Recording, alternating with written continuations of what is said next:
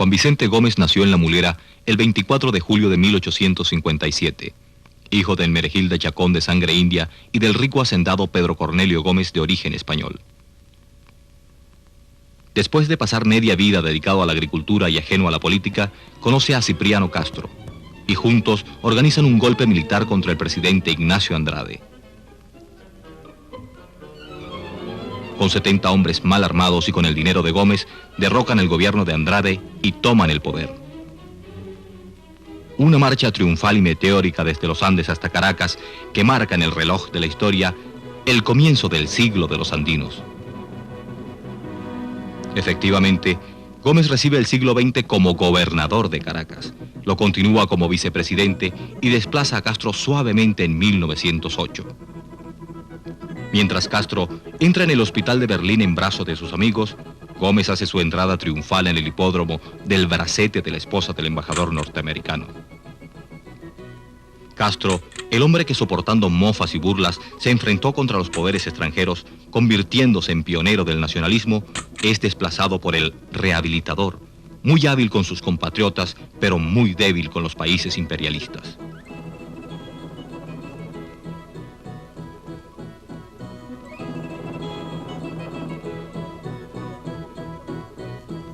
Gómez, el padre, el compadre, el padrino, el abuelo, es el dueño indiscutible, el arriero de hombres, para los bachacos cabras, para la gente del este, andinos. Tenía un carácter recio, pero gentil. El general Gómez tenía gran admiración por la naturaleza, por los árboles. Lo prueba cuando me ordenó a mí que reparara la redoma del Samán de Güeres, poniéndoles verjas de rifles españoles y cañones, y mandó poner en el frontis su tema: paz, patria y trabajo.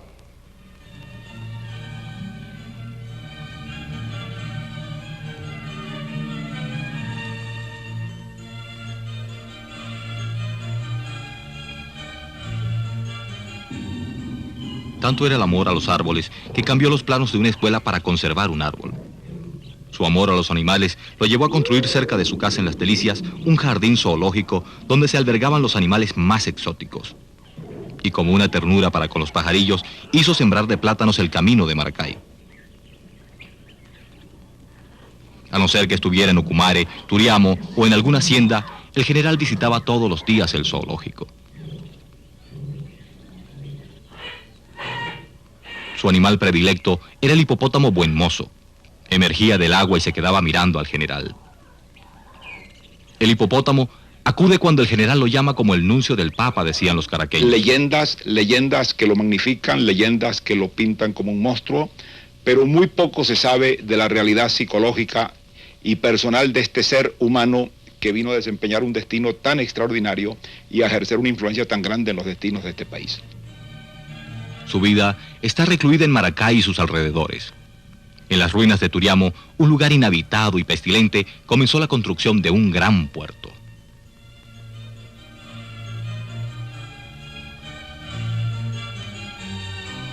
Él mismo inspeccionaba las obras, tomando después el pintoresco buque Mariscal Salón para ir a comer a Ocumare. Era un hombre normal, un hombre criado en una tradición familiar, en la vida de un pequeño hacendado de la frontera. Un hombre de grandes afectos familiares, quería profundamente a sus hijos, a sus nietos. Era un hombre de tranquilo carácter. Los secretos de la olla no los debe saber el cucharón.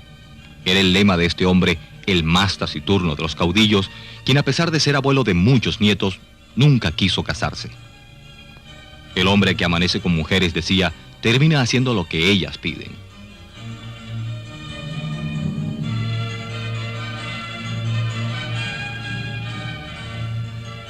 Su primera pasión fue Dionisia Bello, quien le dio 7 hijos en los Andes.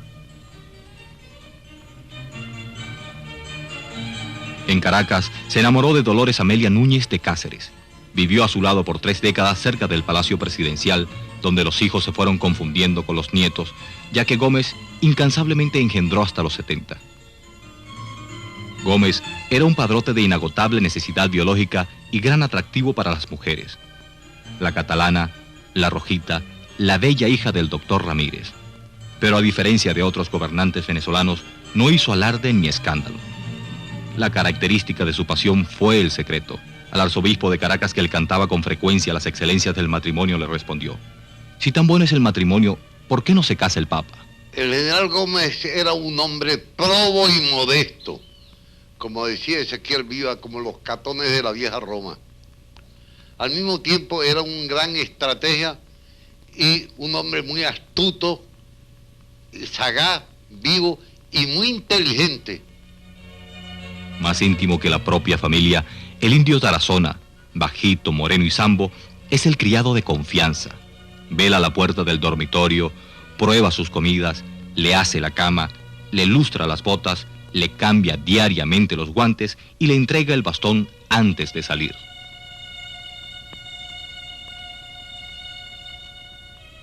Son el indio y el caballo los símbolos que unen al general con su madre y con su tierra.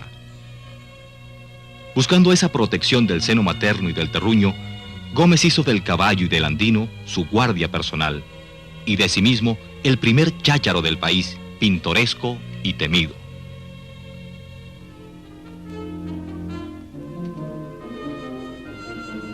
Eran la sagrada, era un cuerpo muy disciplinado que cualquiera diría que eran mudos porque no hablaban.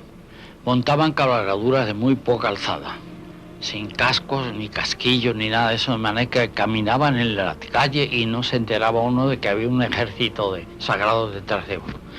Eran muy parcos en todo, muy precavidos. Gastaban un fusil recortado que se llama mosquetón y lo cargaban siempre en la cintura, apretaban la cintura y en un caso de apuro rodaban la mano pues, sin mover la posición ni la brida del caballo ni nada, están listos para disparar con buena puntería y decididos. Eran una gente muy efectiva, desconfiaban de todo el mundo. Hasta para beber agua, sujetaban el caballo aquí y con esa mano bebían agua, pero esta tenía el mosquetón listo para disparar. Vestían liqui-liqui, no parecía un uniforme, llevaban bandolera o una cartuchera de lona con una pila de cartuchos. Una vez, un tipo de esos, en unas carreras que hubo, la ciudad estaba levantada, y me largaron un sablazo cerca del Teatro Nacional, que no partieron la cámara porque era de hierro, pero si no lo hubieran partido. Además es que eran muy efectivos en sus ataques y su cosa, muy efectivos en todo, muy silenciosos, poco corteses, nada corteses, muy violentos, y no se quitaban el sombrero yo creo que ni para dormir. Estamos en Ocumare de la Costa, donde el general reposa entre nietos, mujeres, amigos y caballos. Tras esa dulzura de niño travieso y esa mansedumbre evangélica, anida, según sus adversarios, un hombre que domina por el terror, la corrupción y el halago, ante quien alguien se tragó una mosca antes que escupirla en su presencia. El general Gómez, para mí, es un ente que hoy se trata de reivindicar, pero los esfuerzos han de ser inútiles. Gómez fue un bárbaro, en toda la extensión de la palabra, un hombre inhumano y cruel. Y para caracterizarlo mejor, para que no aparezca como apasionada a mi juicio, diré las palabras que un amigo de él, muy allegado a su custodia, me narró en 1936. Gómez no tiene sino dos defectos. No es el monstruo que ustedes pintan. Es un hombre cruel y avaro. Por lo demás, es buen padre de familia y buen jefe de clan. Como persona le voy a decir, no creo nunca que fuera bruto. Era un hombre que tenía una especie de inteligencia enteramente extraña en un hombre tan iletrado como él, pero la ayudaba a su crueldad, esa inteligencia, porque él pensaba los métodos en que más daño hacía. Él miraba y no sabía si veía o no veía de frente. Miraba hacia alrededor, por abajo, por los lados, y siempre estaba cazando a alguien. Ese hombre no daba reposo a su mirada, a su manera de pensar, y la cosa se le veía a través de esos anteojos terribles, chico. Te helaba la sangre si te miraba. El que nació para pobre y su signo es niguatero, Aunque le saquen la nigua, siempre le queda el agujero. Esta es la canción de casi 2 millones de venezolanos contemporáneos de Gómez. La masa trabajadora compuesta por peones, arrendatarios, medianeros, soldados, pescadores. Venezuela es un inmenso latifundio en manos de Gómez y la gran burguesía criolla. Cada latifundio es una pequeña Venezuela y sus dueños, Gómez en miniatura, explotando al trabajador. La riqueza proveniente de las diversas regiones, pesca, cacao, café, maderas, cueros, pieles, papelón, va a parar a los gomeros, una institución, no solo un personaje, que hizo de Venezuela uno de los países más atrasados del continente.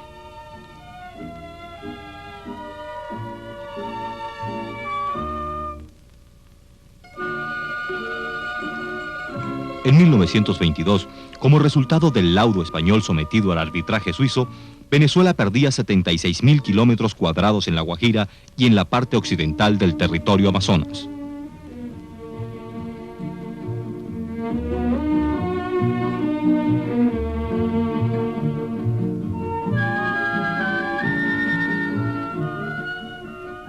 Para el año 36, este era un país perfectamente inhabitable.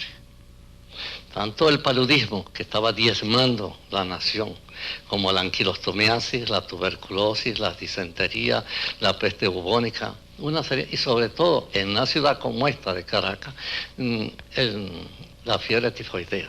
No había casa en esta ciudad en que no se hubiera presentado por lo menos un caso de fiebre tifoidea.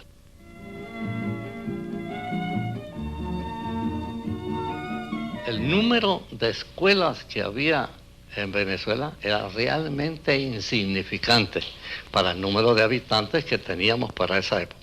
En la secundaria, por ejemplo, en Caracas había un liceo, pero no había liceos en el interior. De manera pues que la situación educacional era realmente extremadamente grave y primitiva.